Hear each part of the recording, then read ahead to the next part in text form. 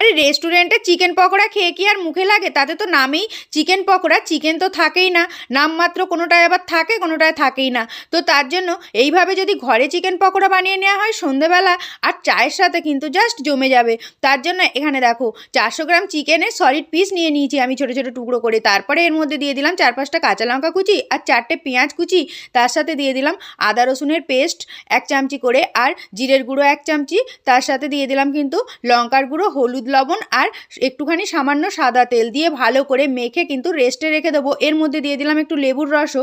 তারপরে এর মধ্যে একে একে দেখো বেসন মেশাবো আর বেসন দিয়ে ভালো করে মেখে নেবার পরে এখানে কিন্তু কোনো জল ব্যবহার করিনি। তারপরে দিয়ে দিলাম 3 চামচি কর্নফ্লাওয়ার। এখানে 10 টাকার বেসন দিলেই 400 গ্রাম মাংসের জন্য যথেষ্ট। ব্যাস ভালো করে মেখে নিলাম।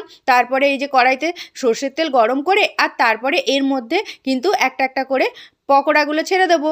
এইভাবে চিকেন পকোড়াগুলো ছেড়ে দিয়ে আর উল্টে পাল্টে লাল লাল করে ভেজে নিলেই ব্যাস দারুণ টেস্টি চিকেন পকোড়া রেডি। আর এইভাবে একবার বানিয়ে ঘরে সবার সাথে কিন্তু কম খরচায় অনেক বেশি চিকেন পকোড়া খাওয়া যায়। দোকানে ওই একটা দাম নেয় কত বেশি, ওগুলো খেয়ে কি আর মন ভরে?